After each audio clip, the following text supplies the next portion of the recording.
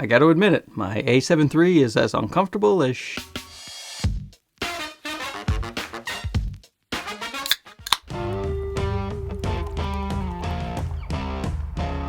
Do I only make YouTube videos as an excuse to drink beer? No. I also use them as an excuse to buy expensive cameras. Now, unless I'm missing something, and I usually am, the Panasonic S5 seems like it is the best value camera that you can possibly buy right now. Now, I just saw the S5 on B&H Photo for $1,700, and that appears to be the steal of the year. Now, somebody convinced me not to buy this camera because I really want to, and I definitely don't need it, but I really want it. And the reason I started this video talking about the A7 III is because this is my primary photo camera. I use the Panasonic GH5 for my video work usually, but I always take out the A7 III when I want to do photos. And the thing is, lately I've been thinking maybe I should get a different photo camera, and it's not really the capabilities of the camera itself. It's very, very capable. You can get excellent images out of this camera, but it takes a little bit of work because the menus are a little bit hard to use. Basically, it's really hard for me to change settings on the fly. Yes, you can customize buttons and things like that, but it's nothing like the Panasonic, where all the buttons are so easily accessible, things are labeled. Even my dumb old self can change settings really fast on the Panasonic cameras with their button layout and the fact that their touchscreen is beautiful and responsive. The Sony, you know, it basically, if I have to change any settings, I end up losing the shot. And even worse than that is the uncomfortableness of this camera. Uncomfortableness? Is that a word? But look at this. Just my pinky finger just wagging in the air like an aristocrat trying to drink a cup of tea. It's just, taking my picture. After a couple of hours of using this camera, I get a shooting pain right here in my hand. And yes, I'm a delicate boy. In the words of the poet Jewel, I'm sensitive, and I'd like to keep it that way. So I started thinking about taking around my old G7 again for pictures. This was my first ever camera. It's certainly my first ever mirrorless camera, and this is really what's gotten me into photography and videography. This little beauty, oh boy, did he punch above his weight when he came out in, what was it, 2015? Anyway, my son was about to be born, and I was doing a bunch of research on a good hybrid camera that didn't cost too much, and I landed on the G7. Very happy I did. I was actually talking to someone about advice for when your kid is born and to take pictures, and they said, whatever you do, don't go buy yourself a nice camera, just hire a photographer. You'll buy a nice camera and then you'll take terrible photos. Don't do it. So I said, aha, I will not listen to you one single bit. And I did buy a camera, and I did take terrible pictures, but we did hire a photographer anyway, and that way I got to keep the camera because it was too late to send it back. Genius. But the thing about this camera, besides the Panasonic menus and the touchscreen and how easy it is to take photos, the grip is so nice, and it's a really light camera. So when my wife, she dragged me on some trip to like France or something to eat some cheese, and I was just carrying this thing around for hours, all day, every day. Just I would drop it by my side, you know, just have it dangling there in my hand. Just go up, snappy snapshots, take some pictures of the French people. They're scowling at me, you know. Perfect. So then when I went to upgrade to the A7 III, which was the cat's meow at the time, everybody was talking about how this was the best value camera that you could buy. So I went and I got it, and it does get good images, but again, hard to use, painful on the hand. So I started thinking about Panasonic again, especially because they just came out with the GH5 II and the announcement of the GH6. So I just, for a minute, I looked at the S5. I totally dismissed it when it came out, and I'm not exactly sure why. I guess because I had the A7 III, so I wasn't looking for a full-frame camera. I was more focused on the Micro Four Thirds system when it came to video because I already had lenses for that. But looking at the S5, boy oh boy, the specs on this thing. You're talking about a full-frame camera with 14 plus stops of dynamic range. Mr. Gerald Undone, he tested the camera, and at the time when it came out, it was the most dynamic range of any mirrorless camera until the A7S III came out. So it's really only losing to the A7S III, which is a $3,500 camera and 12 megapixels, so isn't necessarily the camera you're going to take out for photos anyway. And it also features a mode that can take a 96 megapixel image just in camera, and people say that that works very well. And what really got my attention are the ergonomics. People seem to like the way this camera feels in the hand, and when I was reading some reviews on B&H Photo, somebody was complaining about the build quality. They were saying it feels more like a G7 or a G85, and my ears perked up. I said, "What was that? What did you say, sir? What you thought was an insult, I think is a compliment?" I love the feel of my G7. I love how light it is. I love the grip. So if it feels like this, sold. So let me get this straight. I have a camera that has the sensor from the S1 and the S1H to take amazing photos with 14 plus stops of dynamic range, a very easy to use camera with great button layout, a beautiful touch screen, everything you could want, 6.5 stops of stability so you can have much better handheld shots, and I don't get a searing pain in my bones. Sounds pretty good to me. And I haven't even talked about the video features, which are mind-blowing. Internally, you can do all kinds of 4K 10-bit C4K. You can do regular 4K up to 60 in 10-bit. Sure, it's 420 in the 60, and there is a 1.4 times crop in the 60.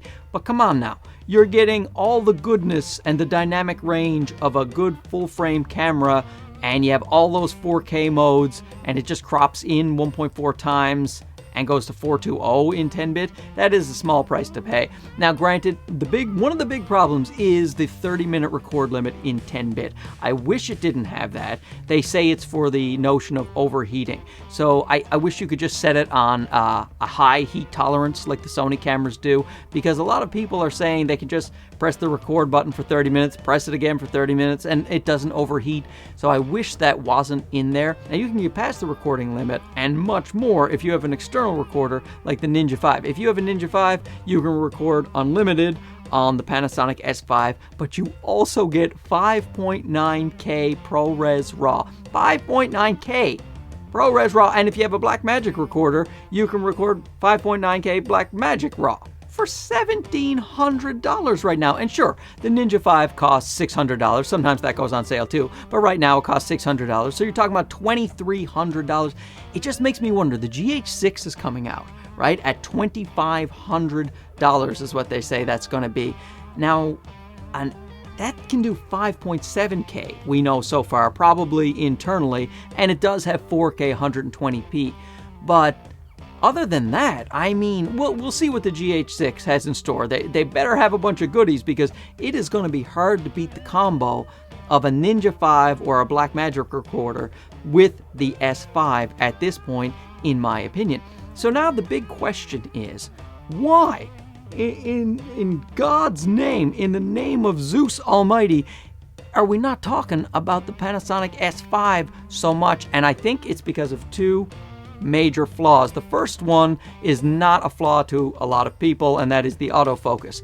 The autofocus is okay on the camera, but certainly I wouldn't want to use it for professional work or in a high stakes environment. But since I've been using Panasonic cameras for years for video, I am used to using manual focus. I'm pretty comfortable with that.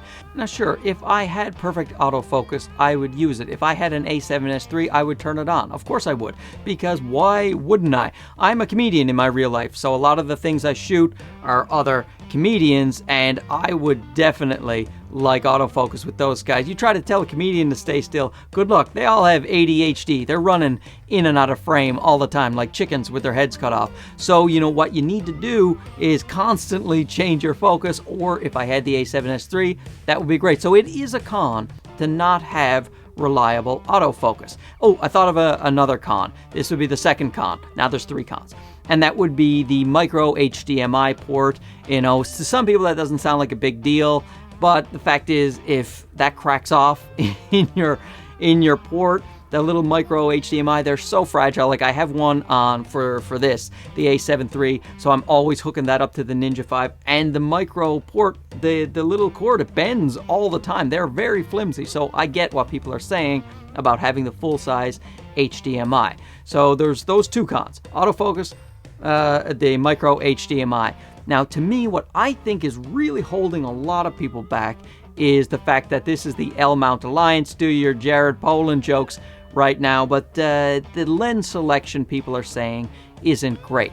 But the thing is, the lens selection is improving, and yeah, they have some really expensive Leica lenses, but they have some Panasonic lenses, and they have some Sigma lenses that are pretty affordable. And for someone like me, I mean, they pretty much have me covered. So for my Sony A7 III, basically what I have is a landscape lens. It's this 16-35 f4. I have my everyday shooting lens, which is my Tamron 28-75. It just kind of stays on the camera. And I have a portrait lens, which is the Sony 85mm 1.8. Now, I can definitely repeat those lenses when it comes to Sigma at almost exactly the same prices. The Panasonic Lumix S Pro, which is the 16-35 f4. Now that is $1,500, just like this thing is $1,500. I think that's a lot for an f4 lens, and it is, but the quality on these landscape lenses, this Sony one, it's quite good. It's a little pricey, but when you see the images that you're getting, I don't know, there's something special about the lens. And the Tamron, that could be replaced by the Sigma 24-70, that's $1,100, or the Sigma 28-70, 2.8, as well as this, that's $900. Huh?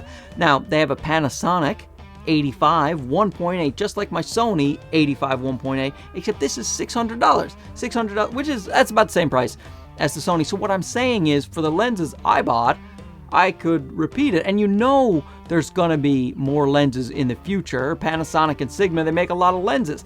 So maybe, if the lenses were holding you back, take a look at what you might need. I could definitely pull it off.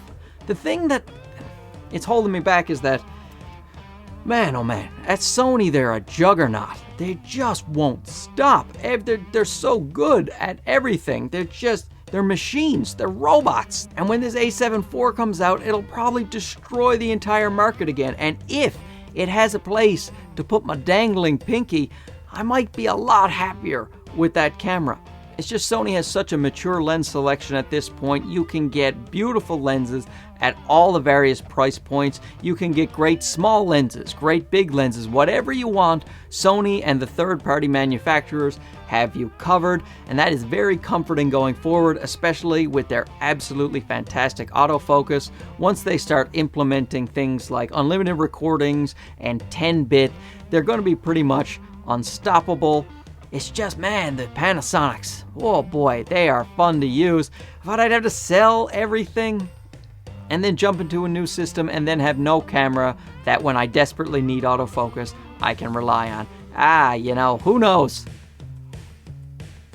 Now, if there's one thing to take away from this, is that ergonomics and usability are way more important to me than I expected. So if you're like me, you know, go out to the stores, try these things out. I mean, it was tough during this pandemic. I still, you know, I live in Toronto and there's still stores aren't open. I want to go down and try out the Panasonic S5 and actually see how it feels and see how it operates. But that's another problem and another reason you feel like sticking with Sony. Here I am in Canada and only one store is basically Vistec is carrying the Panasonic S5. Henry's have it on. You must special order it, and if you special order it, you can't return it. No returning of the special orders. It's just, you don't have a Panasonic S5. They're a camera brand. You're a camera store.